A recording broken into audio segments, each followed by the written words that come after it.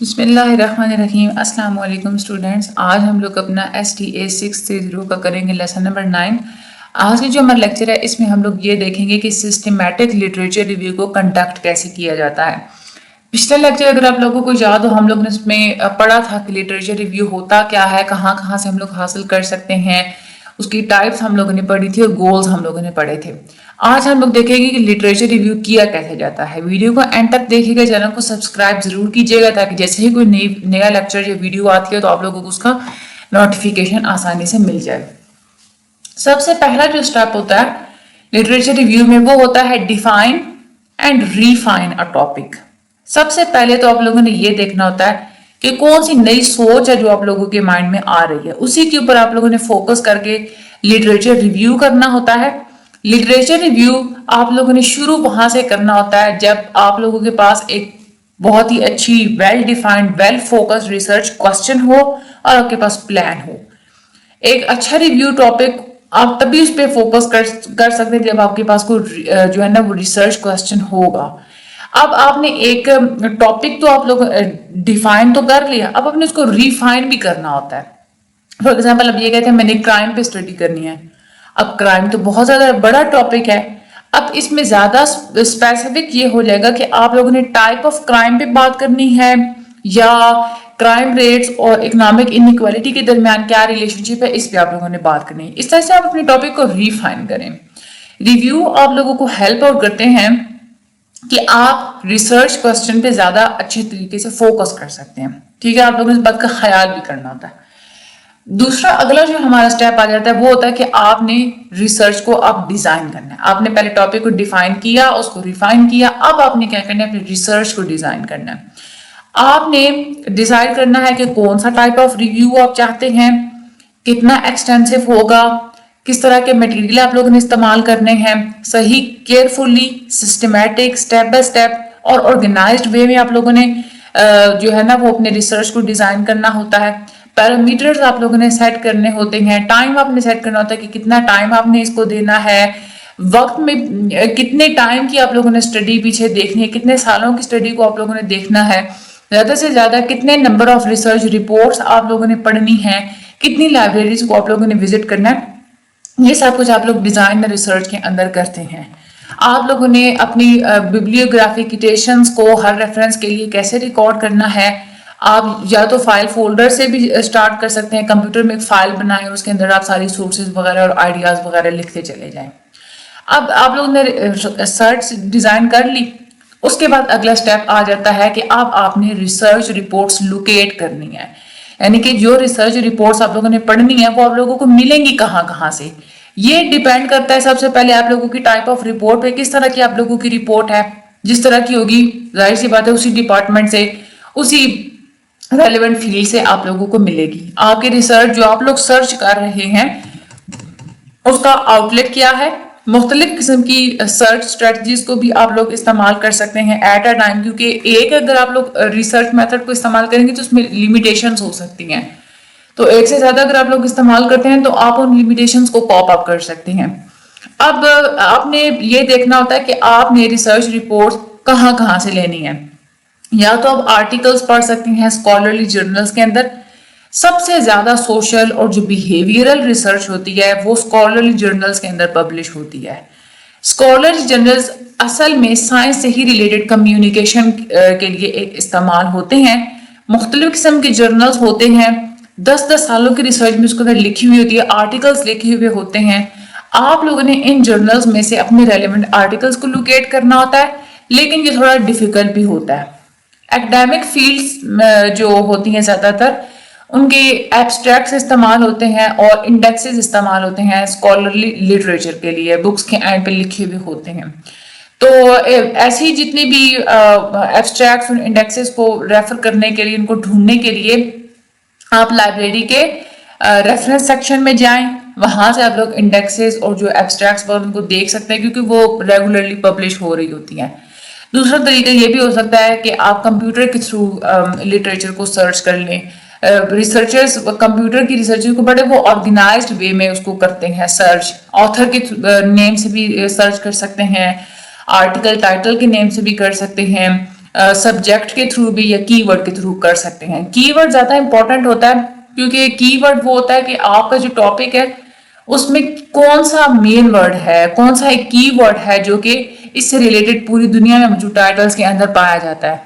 6 से 8 आप लोग कीवर्ड्स इस्तेमाल करें कंप्यूटर बेस्ड सर्चेस के अंदर, और इसके जितने भी सिनोनिम्स हो सकते हैं उनको भी आप लोग जरूर कंसिडर करें। दूसरा तरीका ये होता है कि आप लोग स्कॉलरली बुक्स का इस्तेमाल करें। ज्यादा ये वैसे डिफिकल्ट हो सकती हैं, इसमें जो सब्जेक्ट के जितने भी टॉपिक्स होते हैं लाइब्रेरी के कैटलॉग सिस्टम्स के अंदर, वो असल में इनकम्प्लीट भी होते हैं, बहुत ज्यादा ब्रॉड भी होते हैं।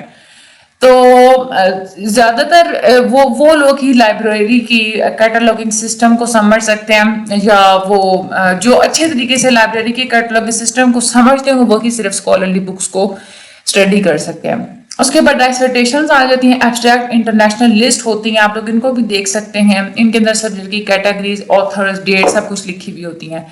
गवर्नमेंट डॉक्यूमेंट्स का भी आप लोग इस्तेमाल कर सकते हैं, लाइब्रेरी के सेक्शंस के अंदर ये भी मौजूद होते हैं, और यहाँ पे पूरी लिस्ट मौजूद होती है गवर्नमेंट के डॉक्यूमेंट्स की।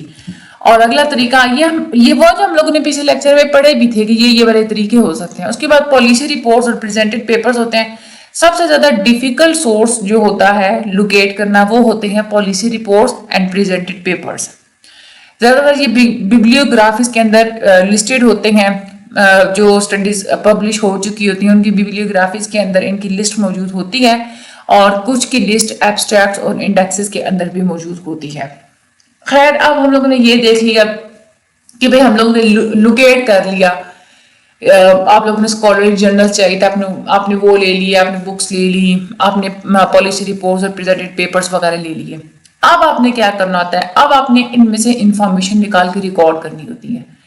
अब रिकॉर्ड करना क्या है, व्हाट टू रिकॉर्ड। जब आप लोग सोर्स को लोकेट कर लेते हैं तो आप लोग अपने पास डिटेल्स लिख लें, रेफरेंस की फुल नेम्स लिख लें, ऑथर्स के, टाइटल्स के, वॉल्यूम्स के, इशू कहाँ पे डिस्कस हो रहा है, पेज नंबर किस पेज नंबर पे हो रहा है, आप लोग वो चीजें अपने पास रिकॉर्ड कर लें। ये करने के बाद आखिर में फिर आपने क्या करना है, रिव्यू लिखने बैठना है। रिव्यू लिखने के लिए आप लोगों को प्लानिंग की जरूरत होती है, अच्छी और क्लियर राइटिंग आपको आनी चाहिए, और इसमें तभी आप लोग इसको हासिल कर सकते हैं जब आप लोग बहुत ज्यादा री राइट करें, बार बार उसको आप लोग लिखें। अपने पर्पस को अपने माइंड में रखना होता है जब आप लोग लिखने के लिए बैठते हैं तो, और सही क्लियरली और सही इफेक्टिवली आप लोगों ने कम्युनिकेट करना है। आर्टिकल्स आप लोग पढ़ें, दूसरे जो लिटरेचर है जब भी आप लोग उसको पढ़ रहे हो तो आप लोग उसको क्रिटिकली पढ़ें। स्केप्टिसिज्म यानी कि शक करना, शक व शुबा, ये नॉर्म समझी जाती है साइंस के अंदर। जो चीज आप लोग पढ़ रहे हैं बिल्कुल तनकीदी नजर से आप लोग उसको देखें।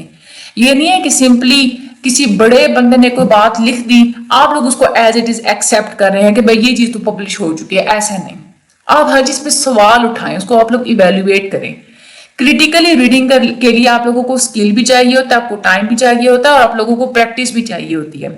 केयरफुली आप लोग देखें कि इंट्रोडक्शन और टाइटल एक दूसरे के साथ फिट हो रहे हैं या नहीं हो रहे, और दूसरा जितना भी पूरा आर्टिकल है उसके साथ फिट हो रहे हैं नहीं हो रहे।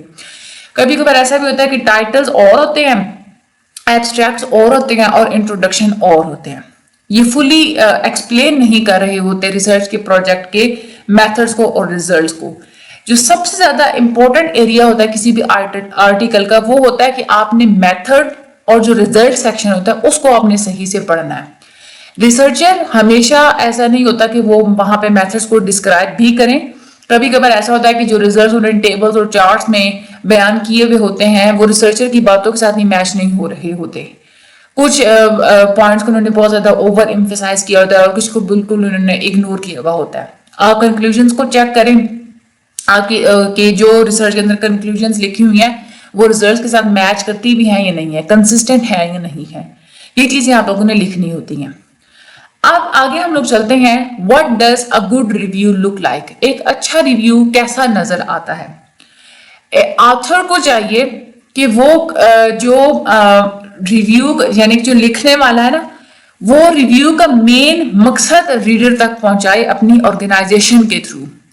एक गलत तरीका रिव्यू लिखने का ये होता है कि रिसर्च रिपोर्ट की अंदर आप लोग पूरी सीरीज की एक लिस्ट बना दें और साथ में अंदर ही आप लोगों ने समरी लिखी हुई हो अपनी फाइंडिंग्स की। یہ غلط طریقہ ہوتا ہے، اس سے آپ لوگوں کے نوٹس گٹ مٹ نظر آتے ہیں۔ اچھا طریقہ یہ ہوتا ہے ریویو لکھنے کے لیے کہ جو کامن فائنڈنگز ہیں اور جو آرگومنٹس ہیں ان کو آپ لوگ آرگنائز کر لیں۔ سب سے پہلے امپورٹنٹ آئیڈیاز بتائیں، جتنی بھی آپ کی اسٹیٹمنٹس اور فائنڈنگز ہیں ان کو لاجیکلی ایک دوسرے کے ساتھ لنک کریں، جہاں پہ ویکنیسز وغیرہ ہیں ان کو آپ لوگ نوٹ ڈاؤن کریں، ٹھیک ہے۔ اس کے بعد آپ کا جو رائٹنگ پروسیس ہوتا ہے اس میں سب سے امپورٹنٹ بات کہ آپ لوگوں نے اپنی آڈینس کا خیال رکھنا ہوتا ہے۔ پروفیشنل رائٹرز یہ کہتے ہیں کہ ہمیشہ آپ یہ مائنڈ میں رکھیں کہ آپ کس کے لیے لکھ رہے ہیں۔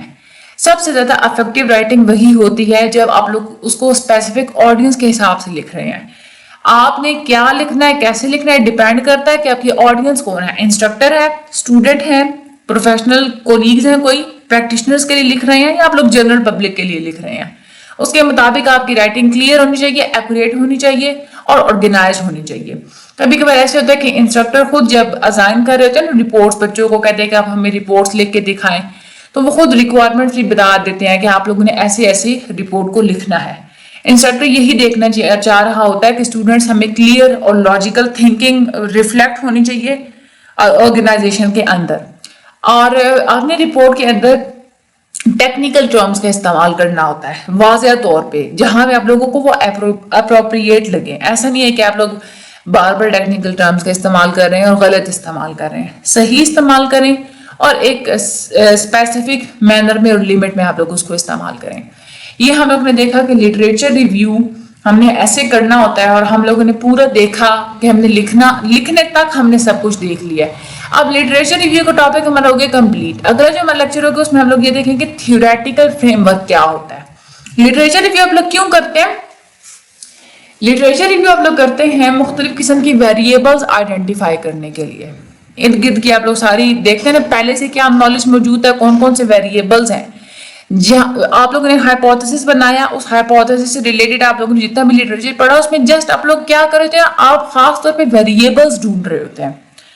جو ہمارا تھیوریٹیکل فریم ورک ہوتا ہے نا اس میں آپ ان ویریبلز کے اندر پائے جانے والے ریلیشن شپ کو الیبوریٹ کرتے ہیں۔ وہ ہم لوگ اگلے لیکچر میں مزید پڑھیں گے تو آپ لوگوں کو مزید چیزیں سمجھ میں آ جائیں گی انشاءاللہ۔ اگلے لیکچر میں ہوتی ہے ملاقات، وہ میں آپ لوگوں کو اگلا لیکچر سمجھا دوں گی۔ یہ والا آپ لوگوں نے 1 سے 2 دفعہ ریڈ آؤٹ کر لینا ہے، مجھے اپنی دعا میں یاد رکھنا ہے اور ویڈیو کو شیئر لازمی کر دیجیے گا۔ اللہ تعالیٰ آپ سب لوگوں کو مدد فرمائے۔ تھینک یو سو مچ اور اللہ حافظ۔